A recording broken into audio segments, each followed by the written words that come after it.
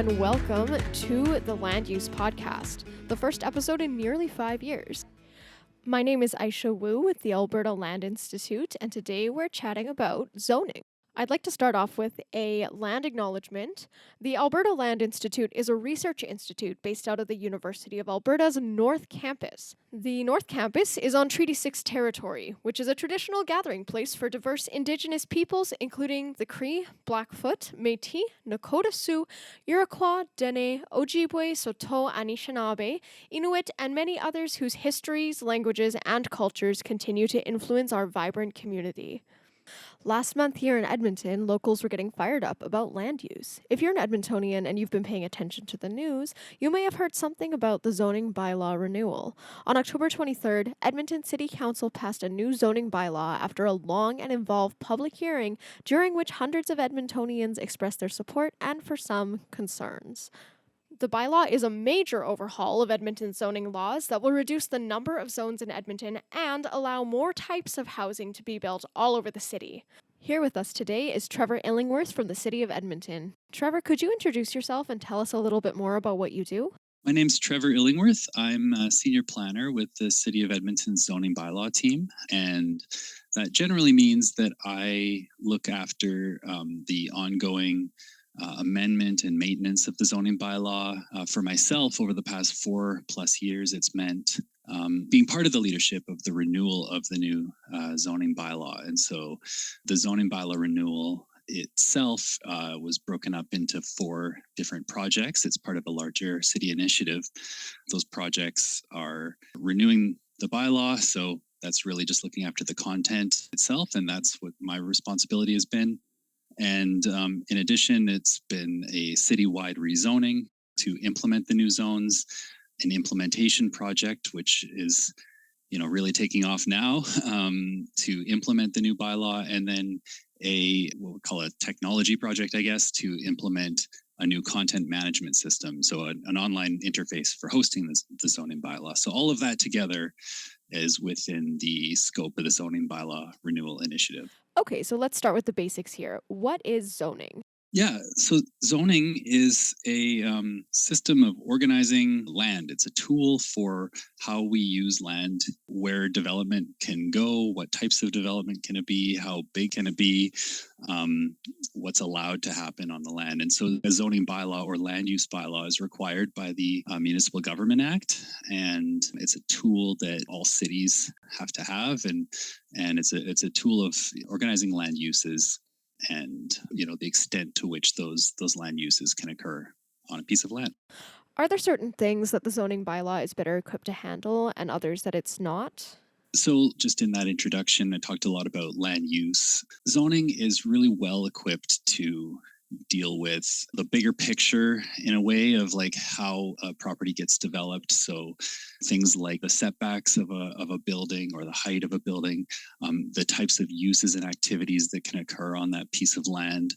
Those are the types of things that when an applicant comes in with a development application, they'll have a site plan. And the site plan can show things like the footprint of that building, and it can show the height of that building, it can show the design features of the building. Those are some of the things that when a development planner or development officer takes in the application, they can review those things. Stuff that involves precisely how the building is constructed, like what are the walls comprised of, for example. It's not the role of zoning in the first place. That's the role of the building code or safety code, but also the type of information that's available during a development review isn't conducive to that level of detail. And so we are often asked to incorporate certain things that might be at a technical level that's not really feasible for zoning. And that's partially an operational thing, just because we have the staff in place that are trained to review a certain thing. And partially it's practical. So, for example, we've been asked to incorporate certain constraints on like a light source or certain ways in which lighting should be calibrated. So again, when that development application comes in, and we might say on the site plan, here's where the lighting will be, or even in terms of a design elevation of a building. You might show you kind of like generally in a design form which way the light is going to be pointed, for example. But it won't tell you like how many lumens is that light going to be. And even if it did, the enforcement of something like that through a development permit is just not practical. It's not feasible. So when we start to get to that level of detail, it can start to pull outside of the realm of zoning. Sounds like it's kind of better for broad strokes. Yeah. It works best. It works best with the broad strokes for sure. Yeah. Okay, that makes sense. What is so significant about this particular bylaw amendment? So taking it back to the city plan, the city plan is the City of Edmonton's municipal development plan. It's intended to guide our development through to a population horizon of 2 million over the course of decades. And the zoning bylaw that we currently still have in place up until the end of this year, it had its origins. Well, I don't want to go too far back, but basically the last time it underwent a comprehensive overhaul was in the 1960s. Edmonton was a much smaller city then, and over time, it has been renewed in some form. There was a consolidation of multiple different bylaws that occurred in around 2000, 2001 as well. But basically, it maintained the same structure and the same bones as the bylaw from the 60s. And so it's been built upon over time. It has evolved over time through amendments to it. But basically, the structure of it has become very challenging to navigate because it's sort of been pieced together.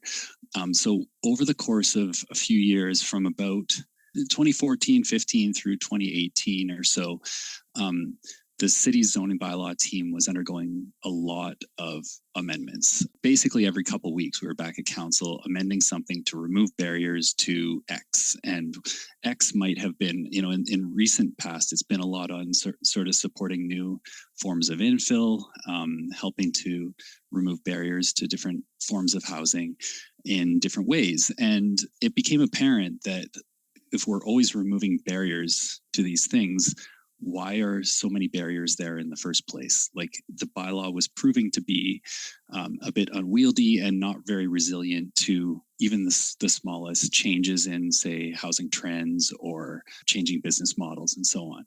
So that's really kind of the context in which we were sitting just before the city plan got put into place. And then the city plan came in and it's like, okay, now we've got a new municipal development plan that charts a new path for Edmonton that really speaks to supporting a variety of housing forms in all neighborhoods, speaks to supporting new business models, some of the very things that we were sort of constantly removing barriers to achieve.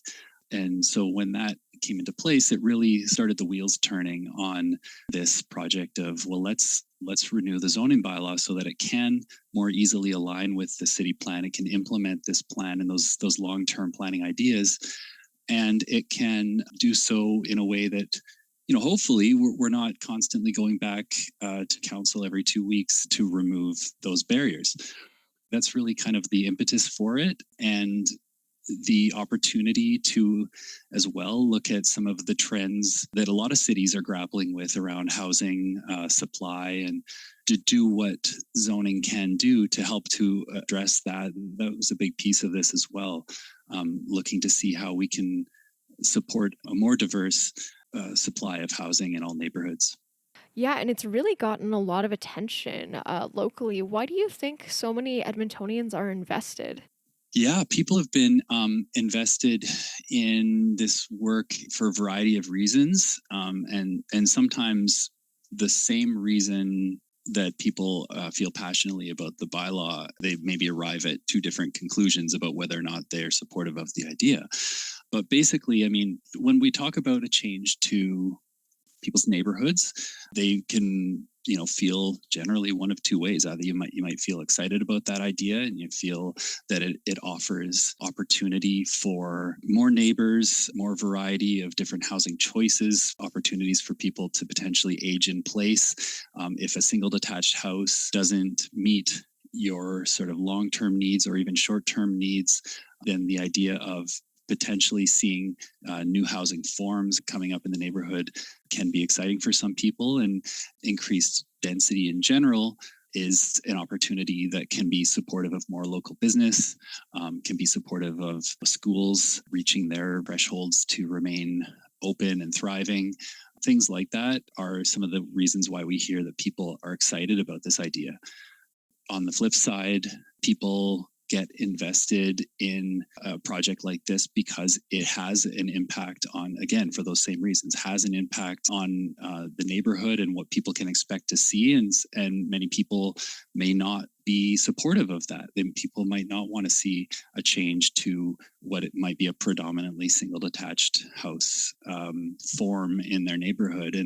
And so the uncertainty of that, some people may find alarming. Some people may not want to see that change at all. Some people might feel that the scope of change is maybe too much too fast. And so, I don't want to sort of paint everyone with a broad brush here and say that the comments are uniform. They're certainly not. We've definitely seen a lot of shades of gray in the way that people view this project. But to sum it up in a more concise way, I guess I'd say that anytime you have a project that's going to sooner or later, and it's not all going to happen at once, but that has the potential to change one's neighborhood, you're going to get people's interest. Yeah, absolutely. I thought we could go over some of the concerns raised during the hearing. Yep. So there seemed to be a bit of concern that developers had too much freedom and would continue to build in ways that maximize their profits, and that wouldn't necessarily increase affordable housing. I see a couple points built into that. First is, will the developers try to maximize their profits? I think the answer is yes. I think that is the intent of a lot of the development industry, is to generate profit. What we have to be considerate of here as the city's zoning bylaw team, or really as a planner for the city in general, is what's the outcome that's being achieved by, I'm not interested in helping a developer to maximize their profits. That's not my goal. It's not in the public interest. And that's how we have to operate here as professional planners. We have to operate in the public interest. And that can mean multiple publics, and that can mean varying different timelines. And so looking at this over a kind of a longer timeline, I'm interested to see, how does the development industry build the stuff that is going to help us achieve our long-term goals? If they make profit along the way, fine, that's good for them, and that's their business. That's not my business. So I'm interested in, what's that final built form that gets achieved. And if what has been built by a developer is a small apartment building, if it's a new commercial building, if it's a building that's nicely designed that can contribute to the public realm in that way, then those are the things that, as a city planner, that I'm interested in. The idea that we're expecting for-profit developers to provide affordable housing has never been something that we have said. That idea has kind of been injected into the public narrative and has been kind of picked up on and put out there as, as a way to illustrate how naive we are, or something like that. What that narrative misses is that there are for-profit developers. There are also not-for-profit developers. There are housing providers. The same rules that are used by the for-profit developers, like around the height of the building and the setbacks of a building and what dwelling types are allowed, those same rules are also the rules that govern a housing provider or a not-for-profit developer. And so what some of the changes do that open up more opportunity for housing is give opportunities for those non-market housing providers to find more locations that they can develop affordable housing projects or supportive housing projects, that sort of thing. Those are the things that we're going to see some more benefit in terms of affordable housing, because in those cases, if they don't have to go through the rezoning process, or they don't have to get, say, a variance to their project, those are the things that can mean the difference between success and failure of a project that might be living on very thin margins. They can't afford often to spend the extra 6 months in the rezoning or the extra, tens of thousands of dollars that's going to cost. Or, they can't afford the risk of that project being possibly appealed or to go through the public hearing process and have people come out against a supportive housing project because I'm not painting people with too broad a brush here. Like there sometimes through that rezoning process, there can be very valid concerns from a land use perspective. But I think what you often see with affordable housing or supportive housing projects, you do tend to see people come out sometimes in opposition because of who will be living there. And that's the type of inequitable approach to the planning process that we're trying to avoid through taking a more permissive view of what could be built in really any neighborhood across Edmonton. Right, of course, because you were talking about how, as a planner for the city, you have to act in the people's best interest. That's right. It's looking at what populations might currently not have great representation in the planning process and making sure that the path to achieving, whatever outcomes need to be achieved is at least not hindered by zoning. Now, that's a big part of this too, is knowing that zoning is one tool, but it's not everything. So as we're working on this from a zoning perspective, we're looking at, have we removed whatever barriers might be fostering those inequities? It doesn't mean we've removed all the barriers, but it means that we've done what we can as a zoning project to help. Absolutely. Moving on, loss of green space was another concern that came up a few times. Are you able to speak to that?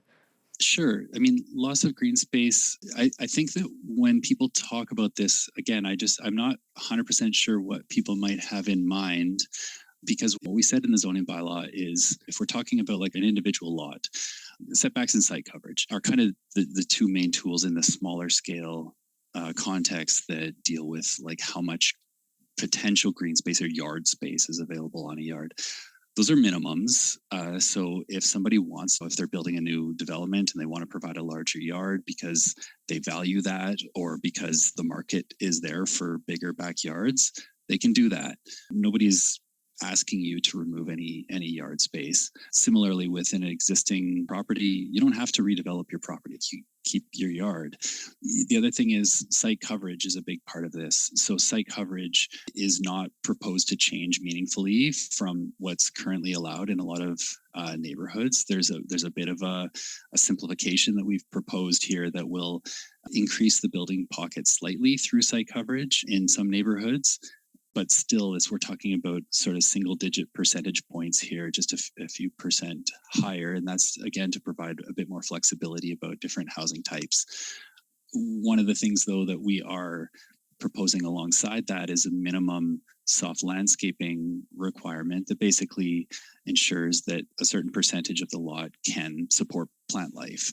On an individual site basis, those are the types of tools that we use to ensure that there is still adequate green space on any given property.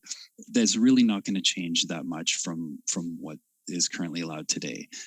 There was a bit of concern that was shared about loss of green space at the neighborhood level or even like district level. That to me was just a bit of a misunderstanding of this project, because we aren't rezoning land to something different than what's in place today. So the closest equivalent zone to what exists today is what they would get in the future.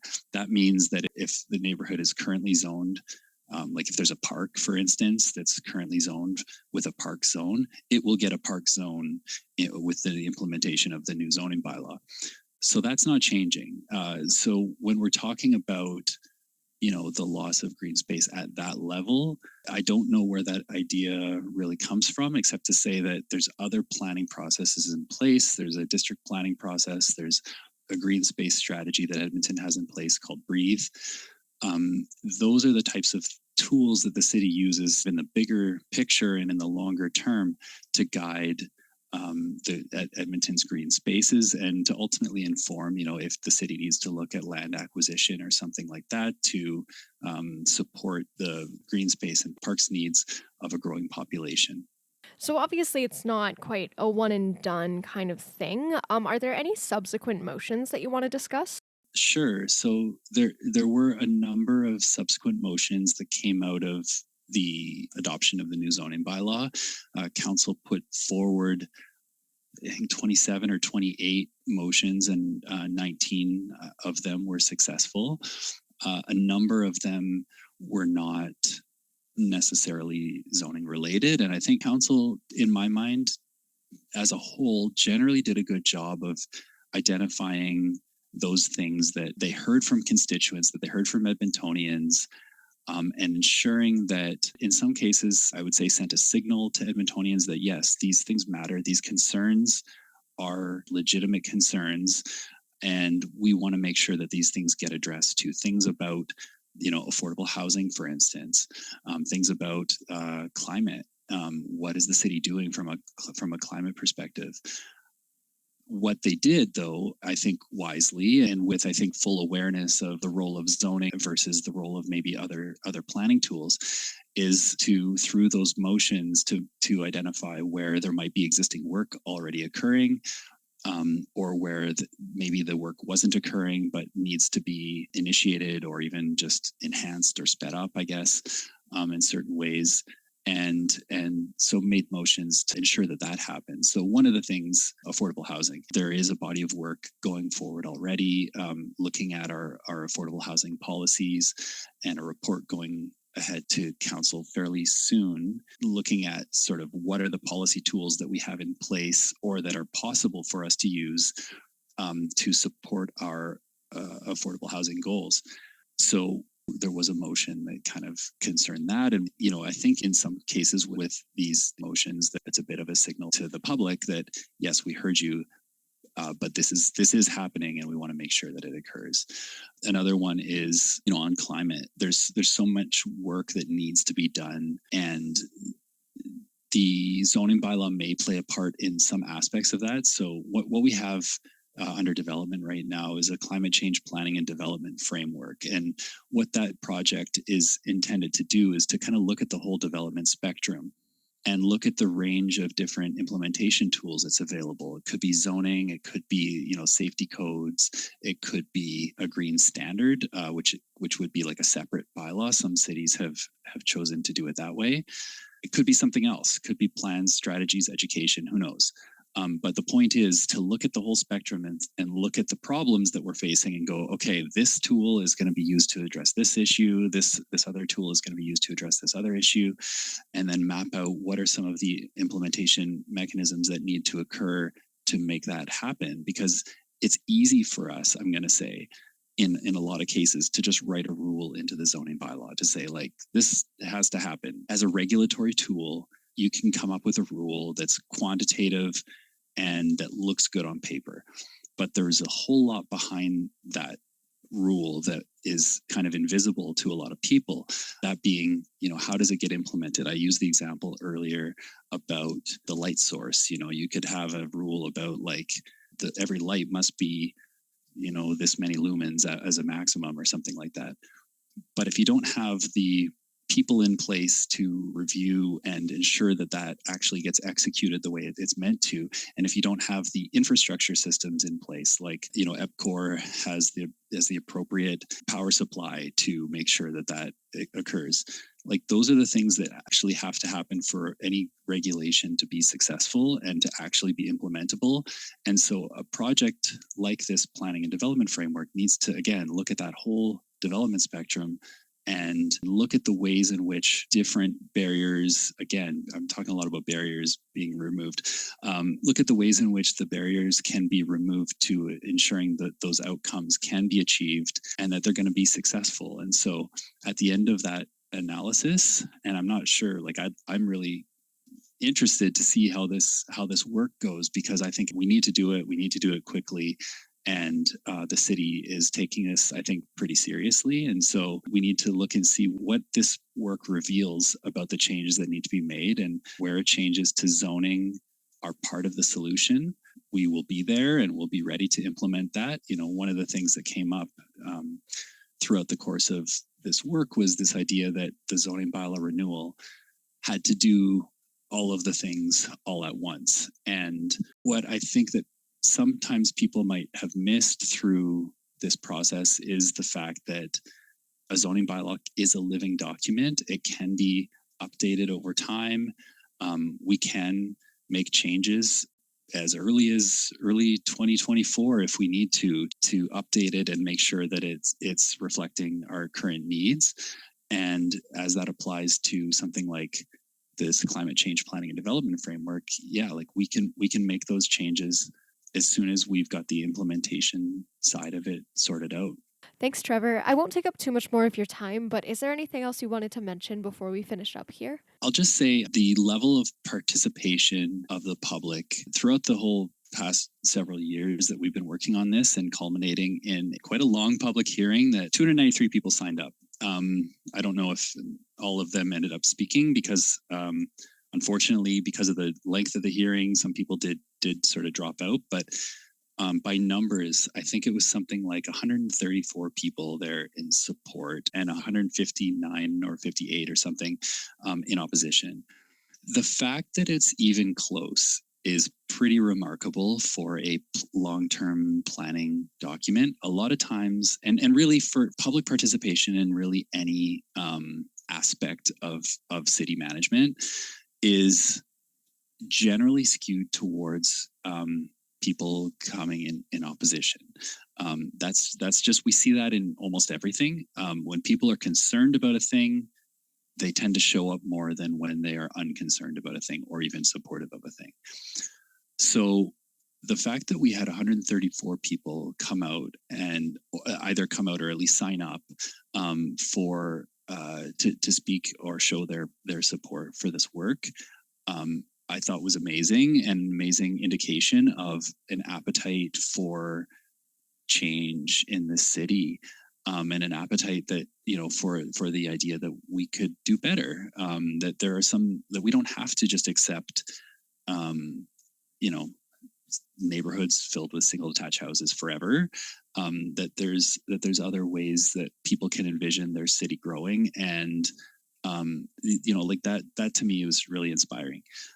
I might be accused of cherry picking for just highlighting those that are there in support. I also appreciate those who have concerns, especially for those folks who came out and had really specific items that indicate that they were well informed, that they had taken the time to exercise their civic duty and their voice. You have to appreciate that as well, even if they are there in opposition. And that is it for this episode of the Land Use Podcast. Thank you so much, Trevor, for your time. Make sure to check back in next month for our next episode and follow us on social media on Facebook, Instagram, Twitter, and LinkedIn for updates. Thank you so much. See you next time.